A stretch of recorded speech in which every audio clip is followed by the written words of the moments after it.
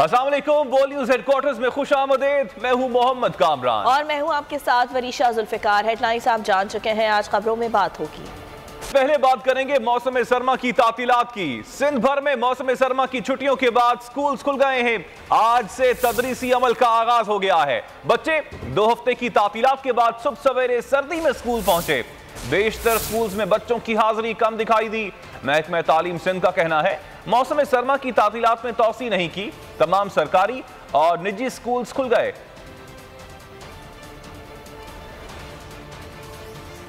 पंद्रह रोज छुट्टियों के बाद बच्चों की मौज मस्तियां खत्म हो गई। सर्दियों की छुट्टियों के बाद तालीमी इदारों में तदरीसी अमल का आगाज हो गया है, लेकिन सर्दी ज्यादा होने के बायस बच्चों को मुश्किलात का सामना है। सक्खर से मौजूद है हमारे नुमाइंदे ब्यूरो हेड शाहिद अली और हैदराबाद से हमारे साथ होंगे गुलाम शब्बीर आराई। उनसे जानेंगे कि वालिदैन का क्या कहना है और स्कूल में हाजिरी कितनी है। सबसे पहले सक्खर का रुख करेंगे। शाहिद, आगाह कीजिएगा, आज स्कूल की छुट्टियों के बाद पहला रोज है, बच्चे कितनी बड़ी तादाद में स्कूल आए हैं, हाजिरी कितनी है?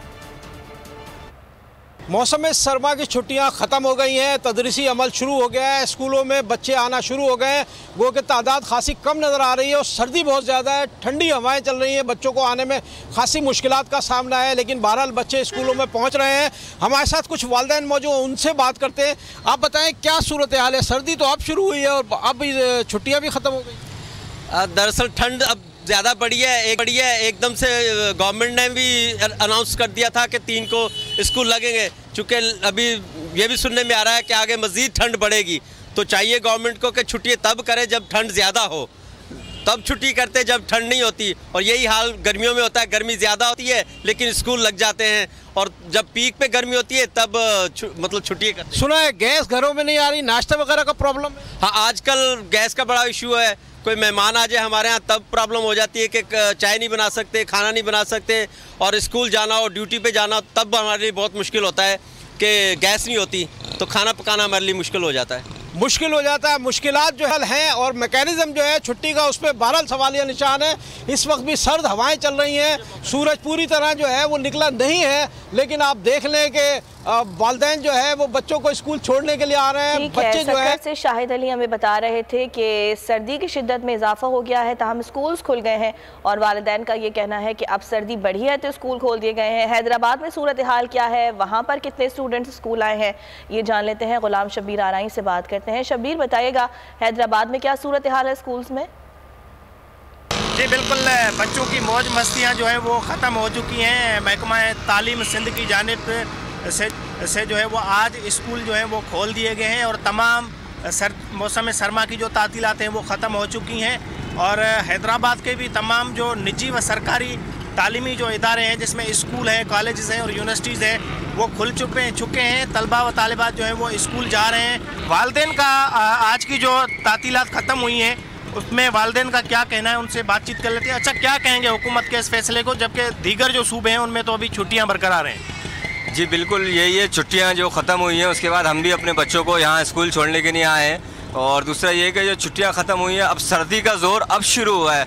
-10 से 11 सेंटीग्रेड यहाँ पहुँच चुका है। गवर्नमेंट ने आज पहला दिन स्कूल का है, उनको कंसीडर करना चाहिए। और जिस तरह मुल्क में जो ओमिक्रॉन की और कोरोना के बाद जो ये लहर शुरू हुई है, इसमें कंसीडर करना चाहिए हमारे जो सूबाई वज़रा हैं। वालिदैन का ये कहना है कि महकमा तालीम सिंध को जो है वो छुट्टियों में मज़ीद इजाफा करना चाहिए था, क्योंकि सर्दी में इजाफा है, तो आज पहला दिन है, तो बच्चों की जो हैदराबाद से गुलाम शब्बीर आराई हमें आगाह कर रहे थे। हैदराबाद में भी स्कूल्स खुल गए हैं और तदरीसी अमल का आगाज़ तो हो गया है, लेकिन स्कूल्स में हाजिरी कम है, और वालिदैन का भी यही कहना है कि सर्दी तो अब आई है और अब स्कूल्स खुल गए हैं, तो बच्चों को स्कूल आने में भी थोड़ी दुश्वारी का सामना है, और बच्चे खुद भी यही चाहते हैं कि अब सर्दी है, कुछ आराम कर लेते।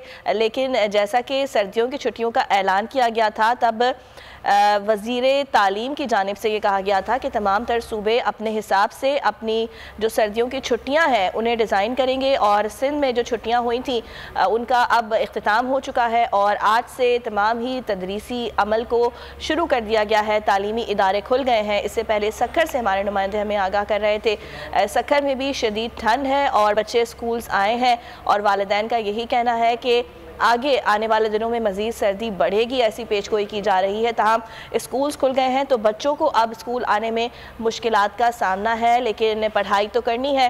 इसलिए ज़बरदस्ती ही सही बच्चे स्कूल आए हैं, स्कूल्स खुल चुके हैं और SOPs अगर कोरोना की बात की जाए तो उसकी भी पाबंदी की जा रही है। पेरेंट्स और स्टूडेंट्स को देखा जा सकता है कि वो मास्क लगाकर स्कूल पहुँचे हैं।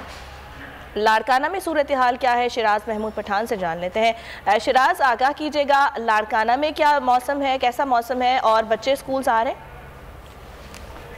जी बिल्कुल शदीद ठंड है और महकमा मौसमियात के मुताबिक जो है तकरीबन 7 सेंटीग्रेड इस वक्त लाड़काना में चल रहा है और मौसम सरमा की जो तातीलात थी वो मुकम्मल हो चुकी। स्कूल्स जो हैं खुल चुके हैं। लाड़काना में तकरीबन 1250 के करीब हायर सेकेंडरी और जो है प्राइमरी स्कूल्स मौजूद हैं, जबकि प्राइवेट स्कूल की तादाद भी 1000 से ज़ायद है, लेकिन बच्चों की जो हाज़िरी है वो बहुत ज़्यादा कम है, एनरोलमेंट बहुत ज़्यादा है।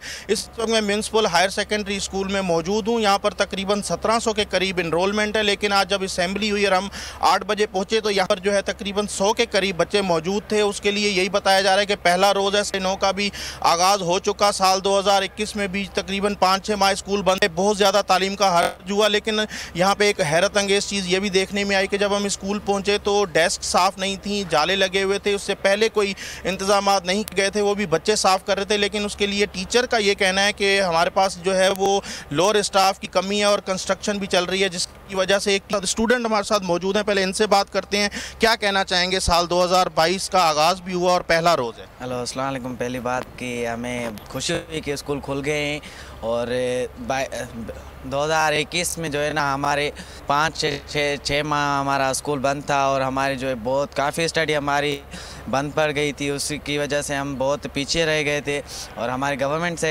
रिक्वेस्ट है कि 22 से 2020 में हमारे जो है ना बिल्कुल स्कूल कंटिन्यू होने चाहिए। सर, बच्चे डेस्क साफ़ कर रहे थे, जाले उतार रहे थे, क्या कहना चाहिए?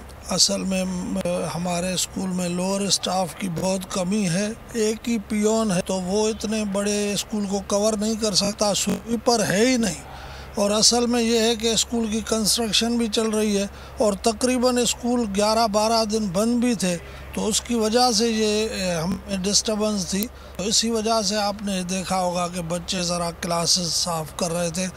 अपने घर की तरह हमारा ही घर है ये भी स्कूल, तो अगर हम भी करेंगे तो इसमें कोई हर्ज। जी बिल्कुल, अगर हमारा घर है और हम साफ़ नहीं करेंगे तो कोई मसला नहीं है। ये सारे जो है आपने तासुरात सुने, स्टूडेंट खुशी का इजहार भी कर रहे हैं। असातिज़ा जो है मुकम्मल तौर पर पहुँचे हुए हैं, लेकिन बच्चों की हाज़िरी लाड़काना में मजमूई तौर पर स्कूलों में बहुत ज़्यादा कम है। शिराज, आपने हमें लाड़काना से अपडेट किया, आपका शुक्रिया।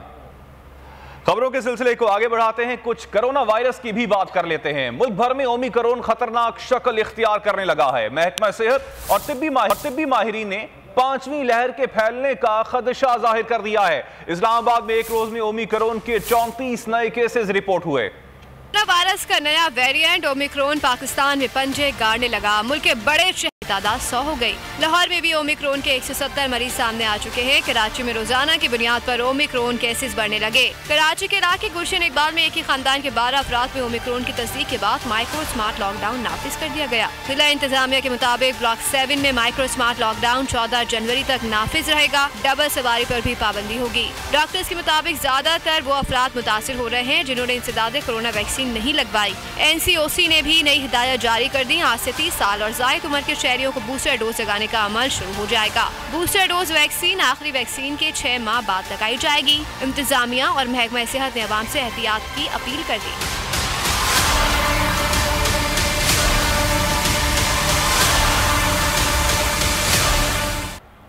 और इसी बारे में बात करेंगे, प्रोफेसर डॉक्टर सईद खान हमारे साथ मौजूद हैं। डॉक्टर साहब, बहुत शुक्रिया आपके वक्त का। अब हम जैसा कि देख रहे हैं कि पूरी दुनिया में ओमिक्रॉन के केसेस सामने आ रहे हैं और पाकिस्तान में भी यही सूरत हाल है कि जो बड़े शहर हैं वहाँ पर ओमिक्रॉन के केसेस रिपोर्ट हो रहे हैं और अब बूस्टर डोज का कहा जा रहा है। तो ये जो बूस्टर डोज है ये ओमिक्रॉन के खिलाफ कितना फ़ायदेमंद साबित हो रहा है?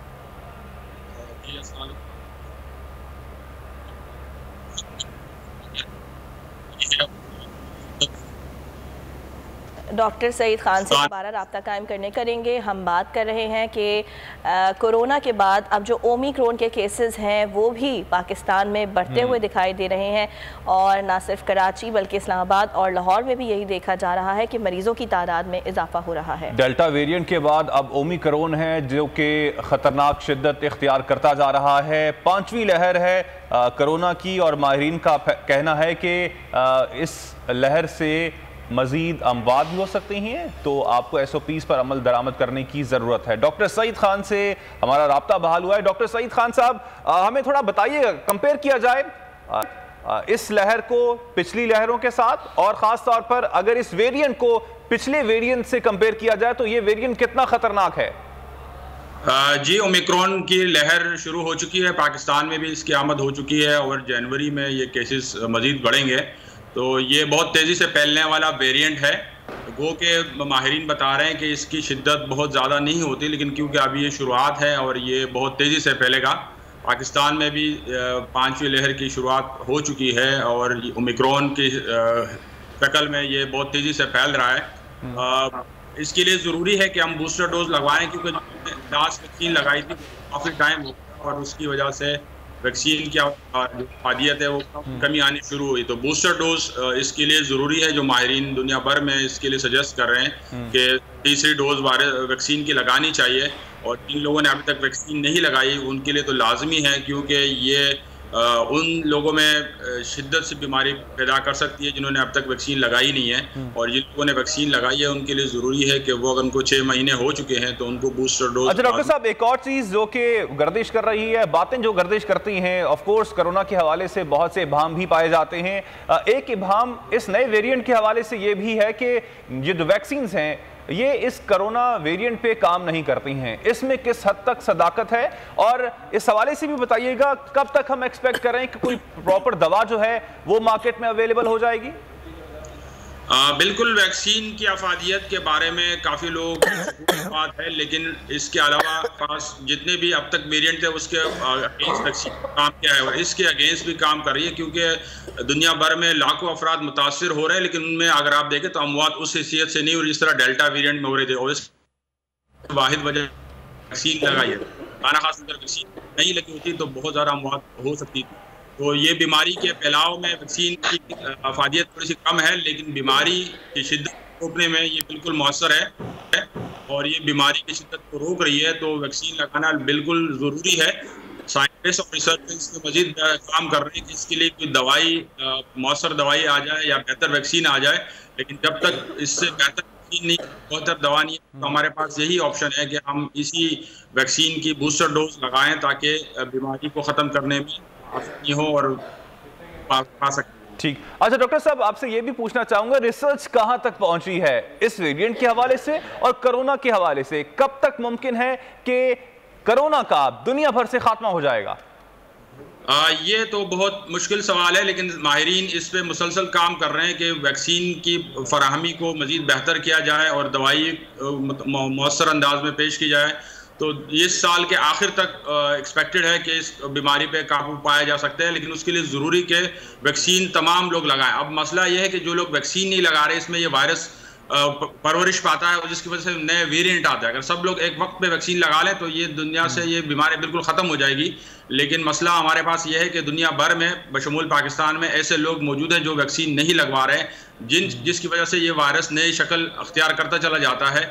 और पिछला वेरिएंट वैक्सीन से काबू हम पा लेते हैं, लेकिन जब नया वेरिएंट आता है तो दोबारा हमें इस पे काबू पाने में मुश्किल पेश आती है। तो वैक्सीन वाहिद हल है और उसके साथ साथ जब तक वायरस ख़त्म नहीं होता तो SOPs पे अमल करना बहुत ज़रूरी है। और डॉक्टर साहब, जो वैक्सीन्स हैं जिनके बारे में आप भी बात कर रहे हैं, अब बात ये होती है कि कुछ लोगों का ख्याल है कि कुछ वैक्सीन्स जो हैं वो ज़्यादा मौसर हैं कोरोना के ख़िलाफ़ और कुछ नहीं हैं। तो इस हवाले से रिसर्च कहाँ तक पहुँची है? क्या तमाम वैक्सीन्स बराबर हैं, कोई भी वैक्सीन लगवा ली जाए? बिल्कुल, वैक्सीन तमाम तकरीबन बराबर है। मसला है कि जो लोग बहुत पहले वैक्सीन लगा चुके हैं उसको तकरीबन 6 महीने गुजर जाते हैं, तो वैक्सीन कोई भी वैक्सीन की उसकी अफादियत में कमी आना शुरू हो जाती है। तो बूस्टर डोज इसलिए ज़रूरी है, जो भी वैक्सीन दस्तियाब हो उसका बूस्टर शॉट लगाया जाए तो इम्यून सिस्टम हमारा मज़ीद ताकतवर हो जाता है और उसके खिलाफ बीमारी के खिलाफ ज़्यादा सख्ती से वो मुदाफ़ियत पेश करता है। तो बूस्टर डोज इसलिए ज़रूरी है। कोई भी वैक्सीन अवेलेबल हो जो हमारे पास पाकिस्तान में अवेलेबल है, उसमें से भी कोई भी वैक्सीन अवेलेबल हो तो वो काफ़ी हद तक मौसर कोई भी वैक्सीन लगाई जा सकती है। और अगर आपने अभी तक वैक्सीन नहीं लगाई है, नाजरीन आप में से कोई ऐसे लोग हैं जिन्होंने वैक्सीन नहीं लगाई है, तो आई अर्ज यू गाइस कि आप लोग ज़रूर वैक्सीन लगाएं, क्योंकि कोरोना से निजात सिर्फ इसी सूरत में मुमकिन है कि हम लोग वैक्सीनेटेड होंगे। डॉक्टर सईद खान साहब, आपने वक्त दिया बोल टेलीविजन को, आपका शुक्रिया। खबरों के सिलसिले को आगे बढ़ाते हैं, कुछ सियासी सूरत हाल के हवाले से भी बात कर लेते हैं। विफाकी हुकूमत ने लीगी कायद नवाज शरीफ के वतन वापस न आने पर उनके जमानती शहबाज शरीफ के खिलाफ लाहौर हाई कोर्ट का दरवाजा खटखटाने का फैसला कर लिया है। वजीर इत्तलात फवाद चौधरी कहते हैं शहबाज शरीफ ने भाई की वापसी के लिए हलफनामा दिया था, अदालत को जाली हलफनामे पर शहबाज शरीफ को तलब करना चाहिए। फवाद चौधरी ने सिंध हुकूमत को भी ललकारा, कहा कि सिंध हुकूमत सेहत का मंसूबा कर रही है, ना हमारे एहसास राशन कार्ड प्रोग्राम का हिस्सा बन रही है। इसी सारी सूरत हाल पर बात करने के लिए इस वक्त हमारे साथ मौजूद हैं बैरिस्टर वक्कास अब्रेज साहब। बहुत शुक्रिया बैरिस्टर साहब आपके वक्त का। बैरिस्टर साहब, अब जो इंदिया दिया जा रहा है विफाकी हुकूमत की जानिब से शहबाज शरीफ के खिलाफ अदालत जाने का, अदालत जाएंगे तो शहबाज शरीफ के खिलाफ क्या कार्रवाई हो सकती है? देखिए, मैं बतौर स्टूडेंट ऑफ लॉ ये समझता हूँ कि शहबाज शरीफ के खिलाफ किसी किस्म की कोई कार्रवाई नहीं हो सकती। जो 50 रुपए का एफिडेविट साइन किया गया था शहबाज शरीफ साहब की तरफ से, उसके 3 पैराग्राफ थे और उसमें बड़ा कैटेगोरिकली इन चीज़ों को एक्सप्लेन कर दिया गया था। आल-दो के शहबाज शरीफ ने कहा था कि मैं गारंटी देता हूँ, अंडरटेकिंग देता हूँ कि जब नवाज शरीफ साहब की सेहत ठीक हो जाएगी तो मैं उनको पाकिस्तान ले आऊँगा। 4 हफ्तों की मोहलत दी गई थी। जो उसका दूसरा तीसरा पैराग्राफ था उसमें ये कहा गया था कि जो इनकी रिपोर्ट्स थी वो हुकूमत पाकिस्तान में और अदालत के रजिस्ट्रार को दी जाएगी। और तीसरा और लास्ट जो ज़ीमन था उसके अंदर ये कहा गया था कि हुकूमत अगर ये समझती है कि उनकी मेडिकल रिपोर्ट्स के बारे में या इलाज के बारे में वो इंफॉर्मेशन लेना चाहते हैं तो हुकूमत पाकिस्तान जो है वो उनकी वहाँ पे यूके में जहाँ पे वो रिहाइश पजीर हैं उनसे रब्ता कर सकती है। तो उस गारंटी के अंदर कोई इस तरह का कोई फाइनेंशियल लाइबिलिटी इम्पोज नहीं की गई थी कि आपको 10 करोड़ रुपया या 20 करोड़ रुपया हर्जाना देना पड़ेगा बतौर सिक्योरिटी, बतौर श्योरिटी अगर शहबाज साहब को आप कोर्ट ऑफ लॉ में पेश नहीं करेंगे। कामरान, जो यूजुअली कोर्ट के अंदर किसी किस्म की श्योरिटी या सिक्योरिटी या कोई बांड दिया जाता है या अंडरटेकिंग दी जाती है, उसके साथ एक फाइनेंशियल लाइबिलिटी इम्पोज की जाती है उस शख्स पे जो अंडरटेकिंग देता है, चाहे वो 20 करोड़ की हो, 10 करोड़ की हो, 2 लाख की हो। और वो शख्स जो अपनी अंडरटेकिंग अपनी सिक्योरिटी या श्योरिटी को कोर्ट ऑफ लॉ में प्रेजेंट नहीं करता, जब भी कोर्ट उसे बुलाती है तो उस वक्त जो है वो जो गारंटी देता है कोई भी अमाउंट वो अनाउंस करता है अंडरटेकिंग में तो वो जब्त कर ली जाती है, या अगर कोई प्रॉपर्टी हो तो वो अटैच कर ली जाती है। लेकिन ये 50 रुपए वाले एफिडेविट के अंदर शहबाज साहब ने कोई इस तरह की गारंटी नहीं दी। अब अगर इनसे कहा जाता है कि आप जो है नवाज शरीफ साहब को वापस लाएं, तो अजहर मजाक में बात करने लगा हूं तो वो अदालत में जाके ये चीज बोल सकते हैं कि मुझे फिर यूके जाने दिया जाए, क्योंकि उनका नाम तो पहले ECL और PNI लिस्ट के अंदर है, जिसको बोल न्यूज ने भी अपने गुज़िश्ता प्रोग्राम्स के अंदर डिस्कस किया। तो मैं ये समझता हूँ कि शहबाज शरीफ साहब का नवाज शरीफ साहब को पाकिस्तान लाना बतौर गारंटर जुए शील्ड लाने के मुतरादिफ है। लीगली और लॉफुली ना वो यूके में जाकर उनको फोर्स कर सकते हैं, क्योंकि वो अब उस मुल्क के अपने कवानीन है वो। अच्छा बैरिस्टर साहब, वैसे इस हलफनामे की वक़्त क्या होती है, हैसियत क्या होती है? इस हलफनामे को बेस बनाकर क्या हुकूमत या अदालत किसी किस्म की कोई कार्रवाई गारंटर के खिलाफ कर सकती है? देखिए, गारंटर के खिलाफ अगर कोई फाइनेंशियल लाइबिलिटी इम्पोज हो हल्फनामे के अंदर, उस अंडरटेकिंग के अंदर, तो फिर तो फाइनेंशियल लाइबिलिटी की हद तक उसको इन्फोर्स किया जा सकता है, उस प्रॉपर्टी को ऑक्शन किया जा सकता है। अगर मूवेबल प्रॉपर्टी है तो उन पर फाइन इम्पोज किया जा सकता है। लेकिन जहां तक गारंटी के या हल्फनामे का जिक्र करना चाहूँगा, उसके अंदर कोई फाइनेंशियल लाइबिलिटी है शहबाज शरीफ साहब पे, सिर्फ एक अखलाकी लाइबिलिटी है, एथिकली और मालिक जो है लाइबल है नवाज शरीफ साहब को वापस लाएं। लेकिन चूंकि इमिग्रेशन डिपार्टमेंट के सामने जब उनकी ये जो अपील थी वो मुस्तरद थी और अभी इमिग्रेशन के सामने उनकी अपील वहां पे पेंडिंग है, जिसको डिसाइड होते हुए 3 से 4 महीने का फर्दर वक्त लग सकता है। और फिर उसके बाद उनके पास एक राइट ऑफ अपील जो है अपर ट्रिब्यूनल जो कि हाई कोर्ट के इक्वल उनकी अदालत है वहां पे अवेलेबल होगा। लिहाजा अगर हम इन टोटो देखें वहां पे तो जो नवाज शरीफ साहब अभी गुज़िश्ता 1.5 से 2 साल तक पाकिस्तान उनका आना इंतहाई मुहाल नजर आता है। तो मैं ये समझता हूँ कि ना शहबाज शरीफ साहब का हल्फनामा, ना इनकी गारंटी। तो विफाकी हुकूमत कुछ कर सकती है नवाज शरीफ को वापस लाने के लिए, या फिर उनके पास कोई ऑप्शन नहीं है? ये हल्फनामा कोई वक़्त रखता नहीं है। इस हल्फनामे की बेसिस पर अगर कोई, खैर रखी नहीं गई, लेकिन अगर कुछ फाइनेंशियल चीजें रखी जाती उनको जब्त किया जा सकता था, लेकिन गारंटर को कुछ भी नहीं किया जा सकता इस ज़िम्न में कि उनको जेल में डाला जाए या कुछ और किया जाए उनके खिलाफ। इसके अलावा हुकूमत के पास कोई ऑप्शन है ही नहीं। बिल्कुल Kamran, you have absolutely hit the nail on the head. हमारे लीगल सिस्टम के अंदर कोई इस तरह की लायबिलिटी, कोई पेनल्टी इंपोज नहीं की जा सकती, स्पेशली इस केस के अंदर जो 50 रुपए वाला हल्फनामा, एक एफिडेविट अंडरटेकिंग साइन की गई है कि शहबाज शरीफ साहब को जेल भेज दिया, क्योंकि जो ज़ुबान ज़द-ए-आम या हरफ़ आम में जो परसेप्शन सोसाइटी में प्रवोक होती है उसके अंदर कहा जाता है कि जो गारंटर है शायद इसको जेल में भेज दिया जाएगा। और जो बाचो साहब ने भी बात की कि ये चीटिंग करके उन्होंने ये बयान हल्फी जो है जमा करवाया। मैं ये समझता हूँ कि जो मुकम्मल तौर पे लवाजमात थे जो कोर्ट्स ने प्री रिक्विजिट्स डिटरमिन किए थे उसके मुताबिक ये जो बयान हल्फी, अगर ये पे इतराज उस वक्त उठाते और इनकी तरफ से तो इसको परस्यू ही नहीं किया गया, ये फर्स्ट टाइम लो। बिल्कुल, वो 4 हफ्ते तो कब के कंप्लीट हो चुके हैं। तो अब आपका ये कहना है कि हुकूमत इस बयान हल्फी को बेस बना के ना शहबाज शरीफ के खिलाफ कुछ कार्रवाई कर सकती है, ना नवाज शरीफ को वापस ला सकती है। बहुत शुक्रिया वकास अब्रेज खान साहब, आपने वक्त दिया बोल टेलीविजन को। सब्सक्राइब करें और बेल दबाएं ताकि कोई खबर रह न जाए।